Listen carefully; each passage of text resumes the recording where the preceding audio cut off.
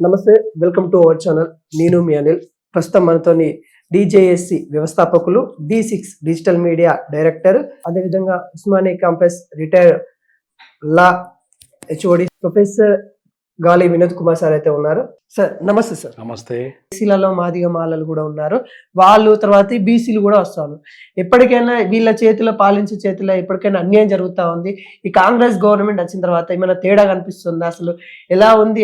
ఇప్పటి నుండి జరుగుతుంది అలానే కొనసాగుతుంది? ఇప్పుడు ఏమైనా మార్పు కనబడుతుందా? నాకైతే కొత్తగా మార్పు ఏం కనపడలేదండి. ఎందుకంటే ఇప్పుడు డి శ్రీనివాస్, ఆయన స్వర్గీయ డి శ్రీనివాస్ గారు వారికి కాంగ్రెస్ కు పిసిసి ప్రెసిడెంట్ పనిచేశారు. పొన్న లక్ష్మణ్ చేశారు, బి హనుమంతరావు చేశాడు, తర్వాత ఇంకెవరు చేశారు, ఇట్లా చేసుకుంటూ పోయారు. అంత బీసీలే. ఇప్పుడు కూడా బీసీ చేస్తున్నాడు మహేష్ కుమార్ గౌడ్. వీళ్ళంతా ఏంటంటే పార్టీని మొయ్యాలి, వాళ్ళు పార్టీని అధికారం తీసుకురావడానికి ఒక బోయలుగా పనిచేయాలి. అవునా? అధికారం వరకు వస్తుంది, రేట్లకు వస్తుంది. అవునా?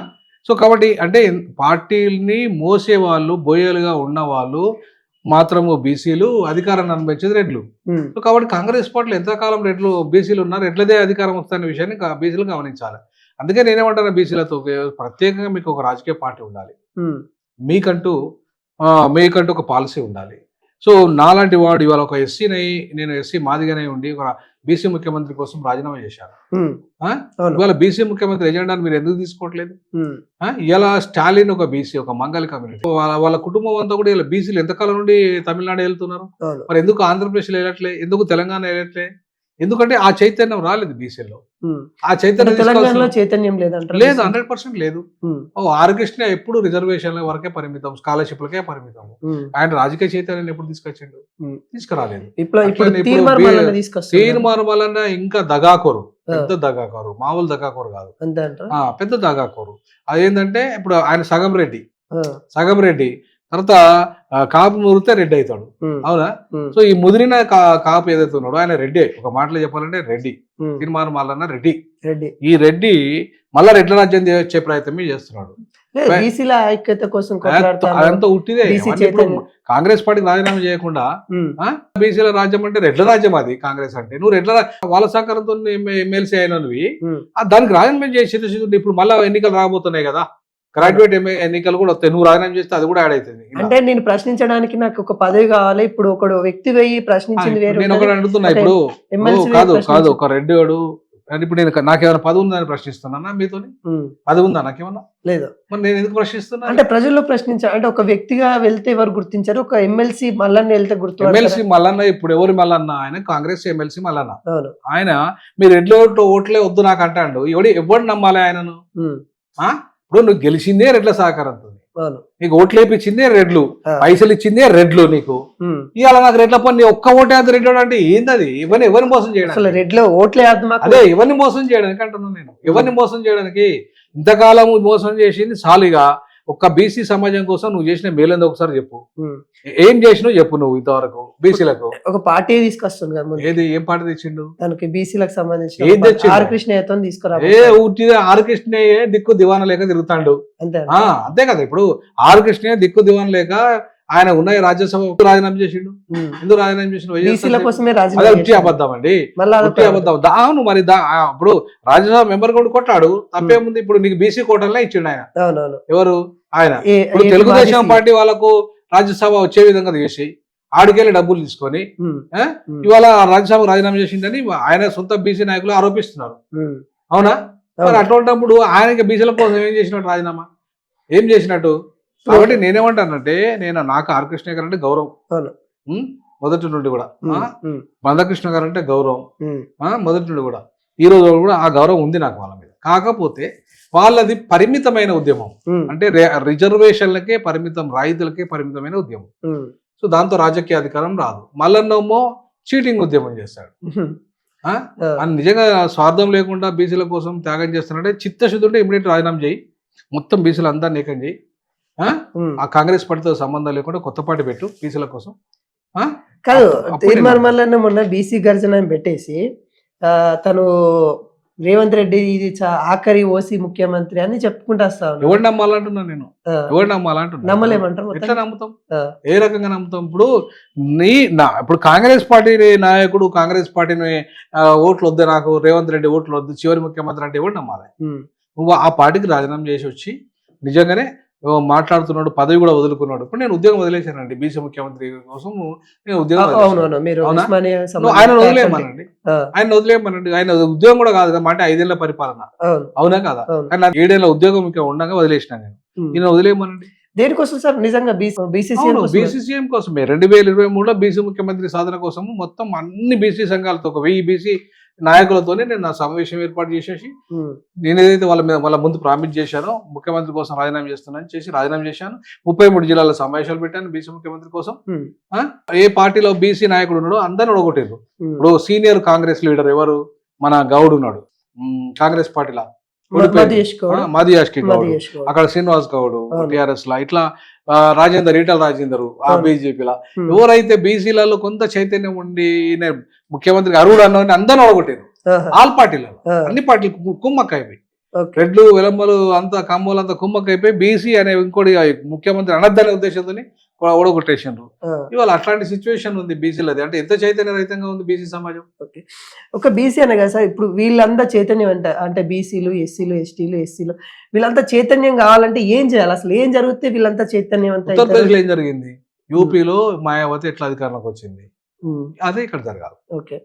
ఇప్పుడు ఎట్లా అంటే లా ఆఫ్ ఎడిషన్, వాళ్ళు విడగొడతారు, ఏ కులానికి ఆ కులంగా విడగొడతారు, మనము కలపాలి వీళ్ళను. ఎందుకోసం కలపాలి? ఏదో వాళ్ళ కులం రద్దుకోవడం కోసం కాదు, అట్లీస్ట్ రాజకీయ ప్రయోజనాల కోసం. ఫర్ ఎగ్జాంపుల్ ఎస్సీలు ఉన్నాయి, మాల మాదిగలేనా, ఇంకా 57 కులాలు ఉన్నాయి కదా, మరి వాళ్ళేగా ఇప్పుడు ఓన్లీ మాల మాదిగలకే పదవులన్నీ ఇచ్చేస్తే మరి దానికి మోస్ట్ బ్యాక్వర్డ్ ఎస్సీ కులాలు ఉన్నాయి, ఉప కులాలు అనే మాట కూడా మాట్లాడుతున్నారు.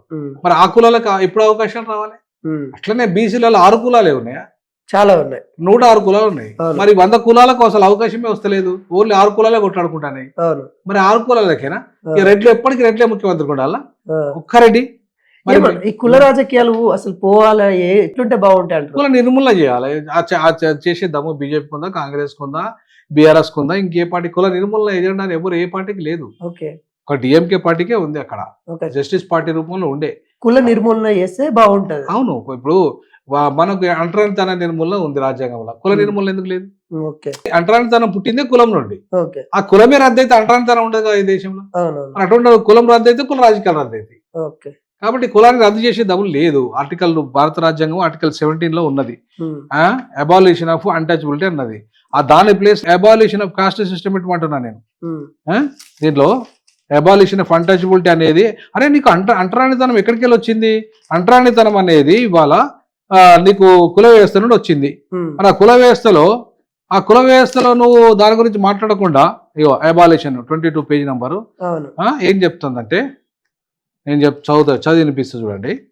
సో కుల వ్యవస్థ, అంటరానితనానికి మూలం కుల వ్యవస్థ, దాన్ని రద్దు చేయడట. ఇగో abolition of untouchability. Untouchability is abolished in its practice in any form is forbidden.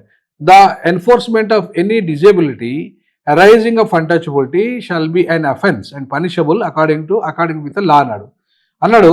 మరి అకార్డింగ్ విత్ ద లా అన్నప్పుడు అన్టచబిలిటీ పుట్టిందే, దానికి ఇది పుట్టిందే నీకు కుల వ్యవస్థ ద్వారా. కుల వ్యవస్థ ఉంటేనే కదా అన్టచబిలిటీ, అంటరానితనం అనేది. మరి ఆ కుల వ్యవస్థ రద్దు కాకుండా ఈ అంటరానితనం పోతుందా? అంటే ఇది ఒక ఫార్స్ కదా, article 17 is a farce. So కాబట్టి ఇది కుల వ్యవస్థ రద్దు చేస్తే అంటరానితనం పోతుంది, కుల వ్యవస్థ దాంతో సమానత్వ రాజకీయాలు చేయొచ్చు. అందరికి పేదలకు డబ్బున్నోళ్లకు సమానమైన పంపిణీ చేయొచ్చు. అది చేయడానికి ఎవరికి చిత్తశుద్ధి లేదు. సార్ ఇప్పుడు మీరు బీసీ ముఖ్యమంత్రి అనుకుంటే మీరైతే రాజీనామా చేశారో ఆ నినాదం ముందు తీసుకెళ్తున్నారా? తప్పకుండా చేస్తా, తప్పకుండా. ఇప్పుడు నేను పెట్టబోయే పార్టీలో కూడా నా తెలంగాణలో నా ఎజెండాలో బీసీ ముఖ్యమంత్రి ఉంటాడు. ఖచ్చితంగా బీసీ ముఖ్యమంత్రి ఉంటాడు. ఎందుకంటే నేను ఒక ఎజెండాను మొదటి నుండి ప్రాపగేట్ చేస్తున్నా, దాని లక్ష్య సాధన దిశగా వెళ్తా. కాబట్టి ఆ ముఖ్యమంత్రి బీసీ, నేను ముఖ్యమంత్రి కాను. ఇప్పుడు ఆర్ఎస్ ప్రవీణ్ కుమార్ బీఎస్పీ ద్వారా నేనే ముఖ్యమంత్రి అని చెప్పేసి మాయావతి ప్రకటించింది. అట్లా కాదు, నేను రాజీనామా చేసింది బీసీల కోసం, మా ఎస్సీల కోసం కాదు. సో కాబట్టి నేనేమంటానంటే బీసీల కోసం ఇవాళ త్యాగాలకు సిద్ధపడాల్సిన అవసరం ఉంది. ఎవరు? ముఖ్యంగా ఎస్సీ ఎస్టీలు. ఇప్పుడు మేమైతే మా భుజాల మీద మీరు ఎక్కండి అంటున్నాం. బీసీలకు ఎక్కి అగ్రవర్ణాలను తుపాకీతో కాల్ చేయండి అంటే, కాల్ చేయడం అంటే ఓటు, తుపాకీతో కాలం అంటే ఓటు అని ఆయుధం. మా భుజాలకి మీరు అగ్రవర్ణాలను ఓటు ద్వారా అంతం చేసి మీరు అధికారంలోకి రమ్మంటున్నాం. మరి మీకు ఎక్కడి నుంచి చేత కాకపోతే ఎవరు చేయించిస్తారు? అంతే. ఎస్సీ ఎస్టీల భుజాల మీద మీరు కూర్చోండి, ఉమ్. కూర్చొని మేము అవకాశాలు ఇస్తున్నాం మీకు. అంటే మీరు ఒక్కరు సిద్ధంగా ఉన్నారు కానీ మేము ఒకరు కాదు, జనరల్ గా ఇవాళ బీసీలకు రిజర్వేషన్ 27% వచ్చినాయి అంటే ఉమ్. ఎస్సీ ఎస్టీల పోరాటం వల్లనే వచ్చినాయి. ఓకే. మండల్ కమిషన్ అమలైందంటే కాన్షినా వల్ల అమలైంది, ఉమ్. ములాయం సింగ్ యాదవ్ వల్ల కాదు, ఓకే. లాలూ ప్రసాద్ వల్ల కాదు. ఆ. ఇవాళ ఫస్ట్ కారణం కాన్షీరామ్. ఉమ్. ఆయన బోర్డ్స్ క్లబ్ దగ్గర 365 రోజులు మండల్ కమిషన్ అమలు కరో నైతో కుర్సీ ఖాళీకరణ ఉద్యమం చేసిండు ఆయన. ఓకే. సో దాని ద్వారా విపి సింగ్ ఆయన రాజ్యం పడిపోయే పరిస్థితి వచ్చింది ఉత్తరాదిలో. అప్పుడే భయపడిన విపి సింగ్ ఈవెన్ దేవీలాల్ కూడా విపి సింగ్ శిష్యుడుగా పోయి కాన్షీరామ్తో చేరిండు. సార్ ఫైనల్ గా తెలంగాణ ప్రజలకి ఏం చెప్పదలుచుకున్నాయి? ఈ బీసీ ముఖ్యమంత్రి కానీ లేకుంటే తీర్మానం అలానే చేసే ఏవైతే తను చేసే కార్యక్రమాలు కావచ్చు, ఇప్పుడున్న రెడ్డి పాలకులు కావచ్చు, వాళ్ళందరి గురించి తెలంగాణ ప్రజలకి ఏం చెప్పదలుచుకున్నారు? ఒకటే, ప్రజాస్వామ్యం అంటే మైనార్టీల పరిపాలన కాదు, ఆపర్సన్ లేని విలమలు కాదు, 4% ఉన్న రెడ్లు కాదు. పరిపాలన అంటే ప్రజాస్వామ్యం అంటే పైనుండి అంటే 52% ఉన్న వాళ్ళు మొదటిగా పరిపాలన ముఖ్యమంత్రి ఫస్ట్ ఇయర్ లో, తర్వాత 22% ఉన్న ఎస్సీలు చేయాలి, ఎస్టీలు చేయాలి, బీసీ మైనార్టీలు చేయాలి, మహిళలు చేయాలి. ఇట్లా 5 ఏళ్లలో 5 వర్గాలకి ఫస్ట్ పరిపాలన చేసే అధికారాన్ని ఇవ్వాలి మనం. అప్పుడు ఏమైతుంది అంటే అన్ని వర్గాలకు ముఖ్యమంత్రి అయ్యే అర్హత వస్తుంది. సో కాబట్టి అంటే పాలక సమాజంగా వీళ్ళు మారకుండా, ఈ వర్గాలు మారకుండా సమస్యలు ఏ పరిష్కారం కాబడదు. సో అందుకే నేను ఏమంటున్నా, బీసీ ఎస్సీ ఎస్టీలు 93%. ఈ కులగణన ద్వారా మీ జనాభా లెక్కలు వచ్చిన తర్వాత 93 వర్సెస్ 7 అనే ఒక ఉద్యమం ప్రారంభించబోతున్నాం మేము. 93 వర్సెస్ 7 తెలంగాణలో. అంటే 93% మేము ఉంటే 7% మీరున్నారు. ఎవరు పరిపాలన చేయాలి? ఓకే. ఎవరు పరిపాలన చేయాలి? 7% ఉన్న వాళ్ళు చేయాలన్నా 93%? ఎవరు మెజార్టీ? ప్రజాస్వామ్యం అంటే మెజార్టీ మైనార్టీ? మైనార్టీ రూలింగ్ ప్రజాపాలన అంటారా,